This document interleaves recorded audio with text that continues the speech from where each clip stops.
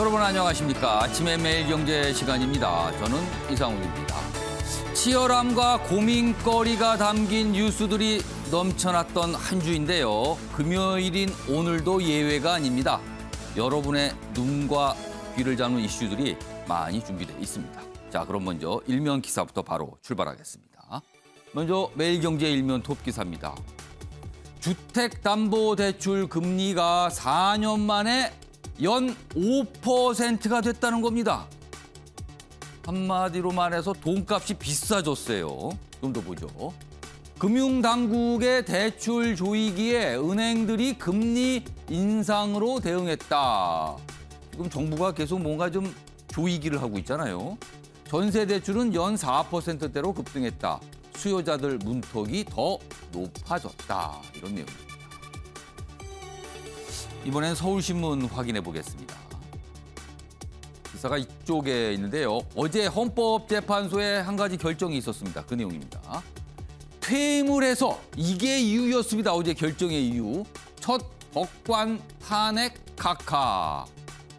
올 초에 국회를 통과했죠. 법관 탄핵 소추안. 그런데 여기 보시면 임성근 전 부산고법 부장판사에 대한 국회 탄핵소추입니다. 근데 각하 결정했어요. 이유는 퇴임을 해서 현재는 임기 만료다, 하면 불가하다 이런 이유를 내세웠습니다. 그런데 재판관 9명 중 5명이 각하 결정, 그러니까 퇴임해서 이거는 뭐 따져볼 필요가 없다는 결정이죠. 3명은 인용인데요. 인용이라는 거는 문제가 있다라는 점을 지적한 겁니다. 소수 의견으로 나왔습니다. 사법농단 탄핵 심판 절차 없이 종료했다. 자, 그런데 처음에 국회에서 탄핵 소추할 때 이런 거 예상 못했을까? 뭐 이런 지적도 좀 나옵니다. 이번엔 경향신문 보겠습니다. 자, 이쪽에 있습니다. 백신 얘기입니다. 얀센 접종자 그리고 50대 그리고 기저질환자 등 4달부터 부스터샷이 시작이 됩니다. 특히요, 얀센 접종자들 그동안 이게 얀센의 뭐 효과 이거 뚝 떨어진다. 시간 지나면 이런 얘기 나왔는데요. 여기 옆에 표 좀 보겠습니다. 여기 보시면 얀센은 원래 한 번만 맞는 거 있잖아요. 그런데 효과가 너무 급격히 떨어진다 지적 나왔고 미국에서 부스터가 시작되는데 우리도 이걸 하는 건데요. 화이자 또는 모더나로 접종이 가능하다. 그리고 원하시는 분은 얀센 접종도 가능하다. 이렇게 설명이 되어 있습니다. 마지막으로 중앙일보 확인해 보겠습니다. 일면 톱 기사인데요. 북한 종전선언 논의 조건을 붙였는데 한미훈련 올스톱을 요구했다는 겁니다. 지금 종전선언 논의가 우리나라 미국 간의 얘기가 되고 있고요. 북한도 알고 있어요, 지금요. 그런데 조건이 바로 한미훈련 스톱이랍니다. 국정원이 어제 정보위 국정감사에서 밝혔는데요. 북한은 광물 수출 허용도 조건으로 내걸었다. 그렇다면 두 가지가 큰 조건이다. 한미훈련을 멈춰라. 그다음에 광물 수출 허용해달라. 사실상 우리나라에게 미국을 설득하라는 압박을 한 것이다. 이런 분석도 곁들여져 있습니다. 자, 지금까지 일면기사 짚어봤습니다. 그리고요, 뉴스를 보실 때 알쏭달쏭 도대체 이건 무슨 의미지? 이러시는 경우 좀 종종 나타납니다. 오늘요, 네 분 패널께서 그런 궁금증 그리고 이슈를 깊숙하고 생생하게 분석해 주실 예정입니다. 네 분 자리에 모셨습니다. 자, 먼저 화면 가장 맨 왼쪽에 김관옥 계명대 교수 앉아 계시고요. 그 옆에는 이종근 시사평론가 나오셨습니다. 세 번째 자리에 주원규 삼육대 겸임교수 자리하고 계십니다. 마지막으로 최진년 변호사도 나와 계십니다. 안녕하세요.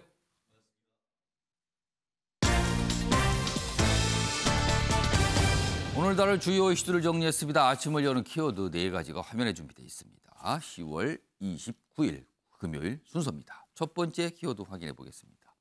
불나방입니다. 정치권에서 이 표현이 등장을 했어요. 음식점, 이른바 음식점 총량제. 민주당의 이재명 대선 후보가 시장을 방문했을 당시에 이런 얘기를 좀 꺼냈거든요. 그런데 어제 그거에 대해서 뭔가 추가적인 설명과 해명을 하는 과정에서 불나방이라는 표현이 등장을 합니다. 언론이 주목을 했습니다. 첫 번째 키워드입니다. 두 번째 키워드는 누가 경쟁 상대인가? 물음표가 찍혀 있죠. 지금 국민의힘 대선 경선 경쟁 치열하게 벌어져 있고요. 지지율 상에서 앞서가는 두 분 서로를 향해서 날선 발언하고 있습니다. 그걸 지켜보는 민주당. 도대체 누가 이기는 거지? 이런 궁금증 속에 뭔가 약간 달라진 모습이 나타나고 있다고 합니다. 두 번째 키워드입니다. 세 번째는요. 김정은주의. 이게 김정은 이름에 주의가 붙은 거예요. 무슨 뭐 이즘, 뭐 통상 이렇게 표현하는데 이런 표현이 북한 내에서 등장을 했답니다. 자, 그렇다면 이게 어떤 의미를 갖는 것인가? 우리에게는 어떤 뜻이 되는 건가? 분석해 볼 예정입니다. 마지막 키워드는 제3의 성 X. 나라방 얘기인데요. 어떤 한 나라에서 남성, 여성 말고 X라는 성을 인정해 줬습니다. 제3의 성이죠. 여권에다가 표기할 때 선택할 수 있다고 합니다. 이 얘기도 준비되어 있습니다. 자, 아침의 매일경제 첫 번째 이슈는 정치권에서 갑자기 이슈가 됐죠. 음식점 총량제입니다. 갑자기 그냥 툭 나왔어요. 그리고 야당에서도 강하게 비판하는 목소리도 있고요.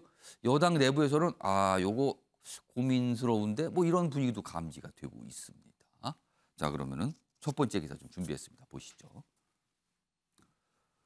음식점 총량제 그리고 주 4일제 한 발 뺀 이재명. 이틀 전에 시장을 방문했을 당시에 이런 얘기를 꺼냈어요. 최근에 우리나라 자영업자 관련된 얘기 등등등을 하면서요.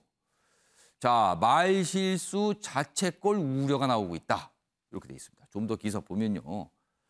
근데 이게 논란이 되고 여러 가지 지적을 받으니까 하루 만에 당장 시행하겠다는 건 아니다. 이렇게 진언했어요. 그렇지만 본인의 소신이라는 분위기가 느껴지는 말은 계속하고 있습니다. 여당 내에서는 이거 말을 아껴야 합니다. 약간 난감한 거 아니냐. 뭐 이렇게 돼 있습니다. 자, 그럼요. 이게 벌써 이틀이 지났는데요. 이틀 전에 이재명 후보가 한 얘기 그리고 어제 야당에서 여러 가지 반응이 있었는데 그 내용까지 묶었습니다. 들어보시죠. 하도 식당 문 열었다 망하고 문 열었다 망하고 이 사람만 하고 나가면 저 사람만 하고 와서 망하고 저 사람만 이게 무슨 개미 지옥도 아니고. 그래서 음식점이나 대중 음식점 허가 총량제를 운영해 볼까 하는 생각을 했어요. 그럼 차라리 그 연금 면허라도 한 200~300만 원 받고 팔 수 있게. 근데 그것도 뭐 자율성을 침해하는 거라서 결국 못 하고 말았는데. 음식점 총량제를 실시하겠다는 발언은 실업자가 되던가 앉아서 죽으라는 얘기를 한 것이나 마찬가지입니다.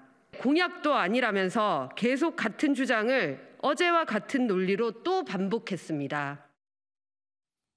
자, 뭐 이런 반응이었어요. 그리고 어제 앞서서 봤던 이재명 후보의 발언은 이틀이 지난 발언이거든요. 어제도 얘기를 했는데요. 그 기사 준비되어 있습니다. 음식점 뭐 허가 총량제 뭐 이런 내용이죠. 이 논란에 해명을 했는데 불나방 해명이라고 돼 있어요. 이게 도대체 뭡니까? 불나방 해명은. 또 도마에 오른 이재명 화법이다. 그러니까 이게 뭔가 말이 더 커졌다는 거죠. 지금 뭐가 설명을 하다가. 자, 그럼요. 어떻게 해명을 했길래 이런 기사가 나온 건지 그 모습도 영상으로 확인해 보겠습니다.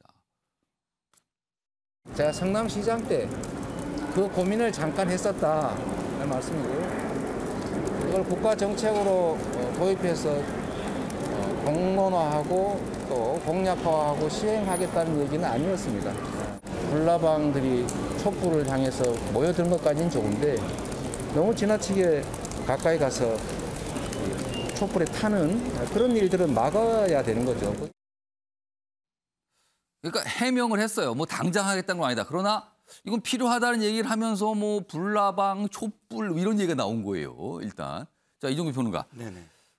이 사안에 대해서 내용과 표현으로 좀 나눠볼 수 있습니다. 여기 쟁점들이 있어요. 일단 그렇죠. 이종규 평론가께는 이 표현 부분. 그러니까 어떤 무슨 허가 총량제. 이건 마치 약간 규제의 느낌이 물씬 나잖아요. 그런 표현 자체가. 그리고 어제는 해명을 하는 과정에서 불나방, 촛불 뭐 이런 표현을 썼단 말이에요. 그렇죠.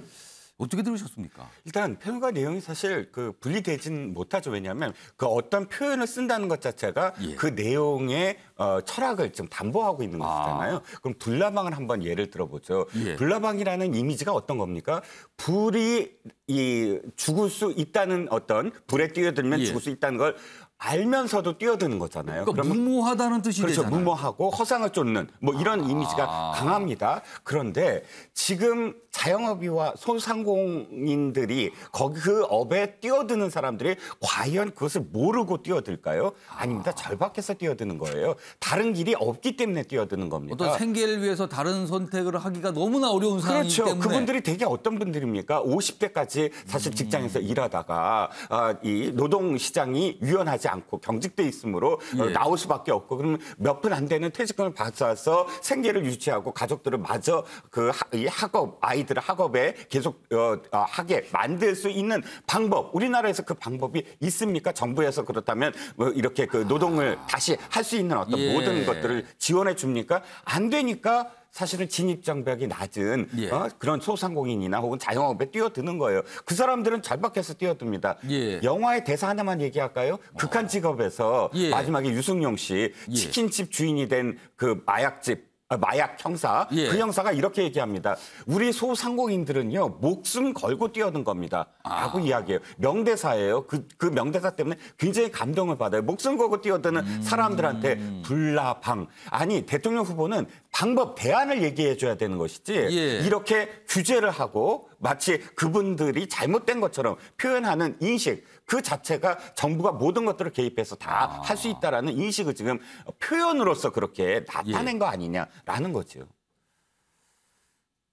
그분들의 절박함 이런 거를 좀 제대로 파악하지 못한 것 아니냐. 지금 이종건 평론가 말씀 좀 그런 내용을 좀 담으셨어요. 주은 교수님, 주은 교수님은 하여튼 뭐 총량제라는 표현을 썼다가 이제 또 해명하는 과정에서 불나방, 뭐 촛불 이렇게 설명이 됐어요. 어떻게 들으셨습니까? 저는 일단 뭐 내용 면에서는 또 다른 두 분께서 해주실 거라고 예. 믿고요. 그 표현의 효과에만 조금 주목해 본다면 예. 긍정적인 효과와 부정적 효과가 공존했다고 생각을 합니다. 예. 긍정적 효과는 일단 대장동 이슈로 사실은 불리한 국면을 맞고 있는데 그것을 정책 아젠다로 이렇게 바꾸는 선점 효과를 좀 노리신 것 같아요. 그럼 이제 이른바 음식점 총량제 쪽으로 이슈를 확 돌린 효과가 생긴 거다 지금. 네, 맞습니다. 그거는 상대적으로 국민의힘 지금 비방전이 너무 얄팍한 어떤 피상적 비방전, 예. 개인 비방에 지금 몰려 있는 그런 상황과 다르게 우리는 더불어민주당이나 나는 지금 정책 아젠다를 이렇게 준비하고 있다. 그러니까 이런 그러네요. 어떤 이거는 정책과 관련된 내용이니까요. 네, 집단 지성의 화두를 던졌다. 이제 이런 면에서는 긍정적 효과가 나타났다고 예. 보고요. 그리고 또 하나는 좀 찔러보기라는 효과도 있습니다. 예. 이럴 때 이제 이 야당 국민의힘의 반응들을 지금 유도한 건데요. 예. 야당에서는 이거를 지나치게 정책이 아니라 정치 이데올로기적 표현으로 공격하셨어요. 뭐 전체주의적이다, 히틀러 나치를 닮았다. 그런 표현이 등장했죠, 야당에서는 근데 지금. 이제 실생활에 도움을 주거나 실생활에 대해서 이게 왜 내용 면에서 다른지에 대한 그런 걸 기대하는 국민들과는 좀 거리차가 있기 때문에 예. 그런 부분들도 의도했다라고 생각이 듭니다. 그런 측면에서는 이재명 후보에게 오히려 긍정적인 효과일 수 있다. 네, 맞습니다. 이런 부분으로 계속 끌고 왔을 때는 이제 이재명 후보가 그냥 던져봤다라고 얘기는 하더라도 저분은 예. 그래도 정책에 대한 이야기를 하는구나라는 인식을 심어줄 수 있어서 긍정적인데 예. 저는 해명에는 리스크가 크다고 봐요. 그러니까 네. 그제가 아니라 어제 했던 그 네, 발언. 맞습니다. 이 불나방, 이른바 불나방 이 발언은 이게 자칫 잘못하면요.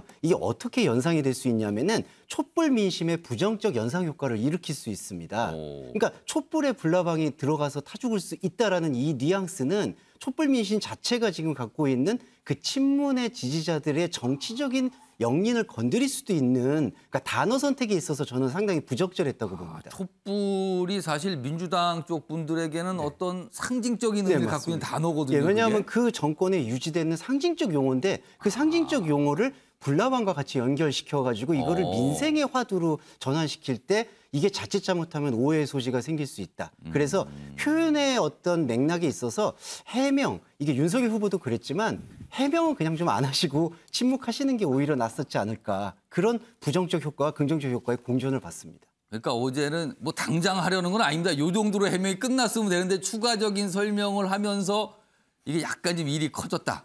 뭐 이런 말씀인 것 같아요. 자, 그런데요. 이 음식점 허가 총량제 뭐 이런 표현이잖아요. 이런 걸 좀 해볼 필요가 있다라는 필요성을 제기하면서 그리고 이제 해명을 하고 뭐 당장은 아니지만 그래도 필요한 거 아니냐 뭐 이런 식의 설명이 나온 거예요.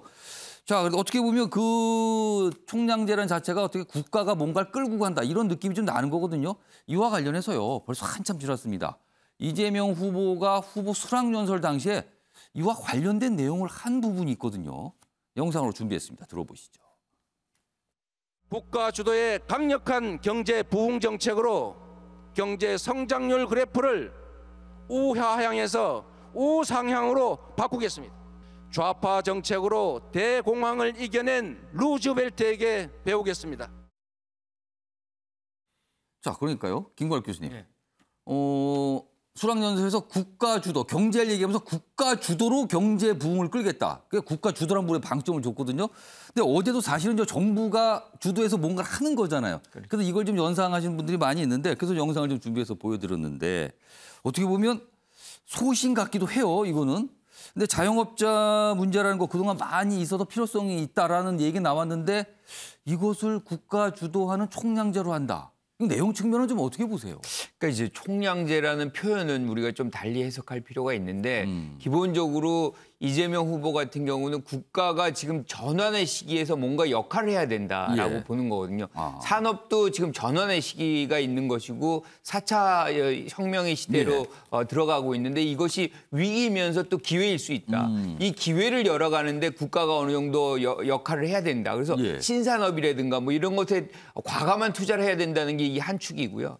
이 이제 음식점에 관련해서는 사실은 이 부분이 시장 실패의 영역이거든요. 그러니까 뭐 이 후보도 얘기를 했지만 수만 개가 매년 만들어져서 매년 또 사라져요. 그렇죠. 그러니까 이 데이터로 보면 5개 음식점이 만들어지면 4개, 그중에 4개가 5년 내에 폐업을 합니다. 그러니까 이거는 결과적으로 완벽한 시장 실패 영역인데 분명히 이거는 좀 뭔가 문제가 있다라고 많은 문제가 있는 지금. 거죠. 그러면 여기에 이거를 그냥 방치해야 되는 것이냐라는 것은 맞지 않다는 거거든요. 이것을 사실상 여기에서 많은 그 자영업자들이 뭐 자산의 손실, 거기다 부채의 증가, 뭐 이것들이 삶의 어떤 굉장히 어려움으로 직면되는 건데 이걸 국가가 그냥 놔둔다? 이건 아니라고 보는 거죠. 여기서 뭔가를 역할을 해야 되는데 그럼 이제 총량제랄 이거는 이제 하나의 아이디어 차원인 거지 이 문제를 해결해야 되겠다는 어떤 민생의 화두를 던졌다. 저는 뭐 이렇게 해석을 하거든요. 그리고 본인 스스로도 이것이 뭐 당장에 시행하는 부분이 아니라고 보는 것인데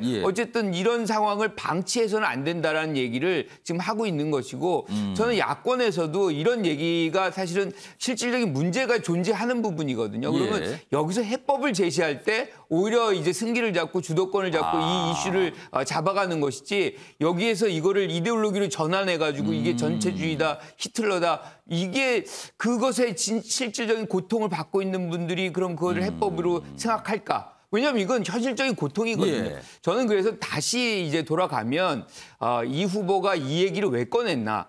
저는 대통령이 되면 지금 사실 코로나 상황에서 굉장히 혹심한 그 고통을 받았거든요. 그래서 아마 소상공인 자영업자에게 대규모 지원책을 이제 마련하기 위한 뭐 일종의 이제 정지 작업 뭐 이런 그 토양을 만드는 상황 뭐 이런 걸로도 또 저는 해석을 하거든요. 뭔가 좀 이렇게 생각을 했던 게 좀 나온 거라고 보시는데 그러면 좀 좁혀서 음식점 면허 총량제 이 자체는 어떤 의견을 갖고 계세요? 저는 그거는 불가능하다고 생각해요. 그러니까 재산권을 행사하는 것을 막을 길은 별로 없는 거거든요. 우리가 이제 사실 택시 같은 경우도 허가제를 하잖아요. 그래서 총량을 관리해요. 그리고 뭐 예컨대 대형마트다 그러면 2주일에 한 번씩 쉬게 한다거나 과거에는 뭐 주유소도 거리로 이렇게 해서 배정을 합니다. 일정 부분 이제 그런 정도의 규제는 하지만 이 재산권 자체를 행사하는 것을 막는다, 허가제로 간다, 이거는 쉽지 않은 거죠. 이제 그런 맥락에서 이 문제를 어떻게 한번 풀어보자. 뭐 이런 것이 지금 핵심적인 이제 아이디어 아닌가 이렇게 생각합니다. 김광일 교수님 이제 그 취지를 좀 봐야 된다 이런 점을 강조해 주셨어요. 최인현 변호사. 구체적으로 이제 이 총량제 얘기 좀 해볼게요. 총량제 얘기를 하는데 그걸 안 하겠다는 얘기는 아니에요. 당장은 아니다. 그러면서 그 방향이 필요하다. 뭐 이런 설명까지 나온 거예요, 어제는. 근데 이제 만약에 이 면허 총량제가 될 경우에는 기존의 음식점을 하시는 분과 새로 진입하는 분들의 관계 이것도 좀 뭔가 문제가 발생할 수 있고요. 그리고 자칫 이 면허증이 생기는 건데 그러면은 이게 권리금 형태로 또 가격이 올라가나 또 이럴 수도 있는 거 아닙니까? 과거에 우리가 이미 봤는데 그런 내용은. 이거 어떻게 보십니까? 그렇습니다. 저는 이렇게 한마디로 총평하고 싶은데요. 여당 대선 후보의 위헌적 발언이다. 이렇게 말씀을 드리고 싶습니다. 위헌이요? 왜냐하면 이것은 헌법의 문제이기 때문입니다. 예. 기본적으로 우리나라 헌법에 그 경제에 관한 기본 원칙이 헌법 119조에 있는데요. 뭐라고 되어 있냐면 대한민국 경제 질서는 개인과 기업의 경제적 자유와 창의를 존중함을 기본으로 한다는 거예요. 결국 그리고 또 사형 기업에 대한 그 간섭이나 이런 것들을 최소화한다라는 것이 헌법에 기본적으로 되어 있습니다. 근데 좀 전에 그 김 교수님 같은 경우에는 이게 그러니까 뭐 그 실패율이 굉장히 높기 때문에 이것이 시장 실패라고 했는데 그렇다고 하면은 거꾸로 이렇게 여쭤보겠습니다. 지금 미국 같은 경우에나 한국 같은 경우에 스타트업이 성공률이 10개 중에 1개도 안 됩니다. 1개 정도 됩니다. 그렇죠. 실패율이 굉장히 90%입니다. 높죠. 예. 그러면 그것은 시장 실패입니까? 결국 이 문제 같은 경우에는 결국 두 가지 점이 있죠. 결국 젊은 친구들 요즘 어떻죠? 식당 하려고 합니다. 예. 오히려 셰프가 굉장히 유망한 직업입니다. 오히려 예전하고는 그 패러다임 자체가 바뀌고 있는데 그것을 국가가 규제한다? 망리단길이 나올 수 있고 그 연트럴 파크가 나올 수가 있습니까? 그렇기 때문에 모든 것을 규제로 하는 것은 잘못됐다. 나아가서 예. 5, 60대 같은 경우에는 예. 아까 다들 말씀하셨듯이 퇴직하고 나서 갈 데가 없습니다. 직업을 선택한다고 하는데 자영업은 이른바 강요된 자유입니다. 어떻게 망할 자유라고 얘기를 할 수가 있죠? 강요된 자유로서 어쩔 수 없이 하는 것에 대해서 규제를 한다? 결국 만약에 이것이 음식점 총량제가 되면은 어떤 풍경이 이루어지죠? 결국 불법 무허가 식당들이 굉장히 양산되고 그에 예. 따라서 그거 규제하는 공무원 늘린다고 해서 규제 숨바꼭질이 벌어질 것이 뻔한 거예요. 그런데 이것이 앞으로 그 구체적인 얘기를 말은 지금 철학적 문제라고 하지만 예. 말씀을 들어보면 이른바 이재명은 합니다라고 해서 실제로 하겠다는 의지가 강하단 말이에요. 예. 그래놓고 그 논란이 되니까 이제 쓱 들어오는데 과연 여당 대선 후보의 마인드인 건지 예. 아니면은 성남시장으로서의 마인드인지 정말 질타하지 않을 수가 없습니다. 자, 이렇게 이제 의견들이 각각 다 다르게 말씀하셨어요. 최진영 변호사께 짧게 추가 질문을 하나 드릴게요. 어떻게 보면은 지금 우리나라 자영업자분들이 지나치게 많다. 그러니까 전체 취업자 중에서 자영업자분이 굉장히 사실 크거든요. 그리고 많이 어려움도 겪고 있고. 그래서 이거는 분명히 많은 분들이 문제라고 인식을 해요. 근데 이거를 이재명 지사가 이번에 아마 이슈로 던진다는 그런 의미도 좀 있는 것 같은데 국민의힘 당 차원이나 아니면 국민의힘 대선 경선 후보들은 이 자영업자분들이 지나치게 많이 지금 늘어나고 있고 많고 어려움을 겪고 있다. 이 부분에 대해서는 어떤 대책이나 정책이 좀 있습니까? 지금? 그렇죠. 결국 말씀드린 것처럼 예. 왜 자영업자로 가겠습니까? 결국 일자리가 없기 때문인 것이죠. 일자리는 누가 만들죠? 국가가 만드는 것이 아니고 기업이 만드는 것입니다. 그렇기 때문에 기업의 자율성을 두고 예. 선한 규제라고 하고 선한 나라고 했는데 선한 규제는 없는 겁니다.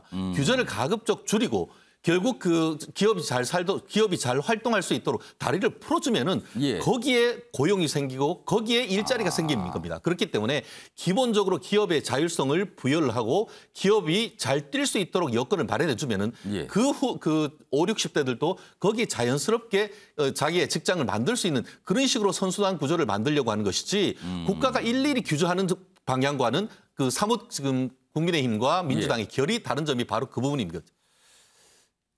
아무튼 이 이슈가 치열하게 붙었어요, 지금. 이게 다른 이슈가 다 새로운 이슈가 하나 딱 등장한 거죠. 지금 김구락 교수께서 발언 기회 요청하셨는데 한 30초 짧게 드릴게요. 기업이 그런 어떤 투자 활동을 해서 고용을 증진시켰다는 그것이 이제 우리가 선순환으로 이제 예. 경제가 잡히는 것이고 낙수 효과라는 얘기거든요. 신자유주의 핵심적인 얘기인데 사실 20년 동안 그걸 했어요.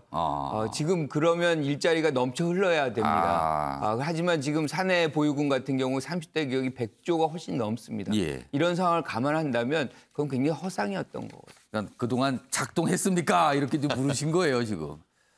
참 이게 일자리 문제하고도 연결되는 건 분명해 보입니다. 자영업자분들 뭐 본인이 어떤 뜻한 바에서 하신 분도 있지만 생계를 위해서 어쩔 수 없이 선택하신 분도 많이 있다고 알려지거든요. 그런 분들에게 다른 선택지가 있었다면 다른 일자리 그리고 생계를 유지할 수 있는 방법이 있었다면 뭐 이런 겁니다. 지금 얘기는. 대선에 도전하신 분들이 이런 거 좀 얘기 좀 하셔야 될 것 같습니다. 어떤 아이디어를 갖고 계신지.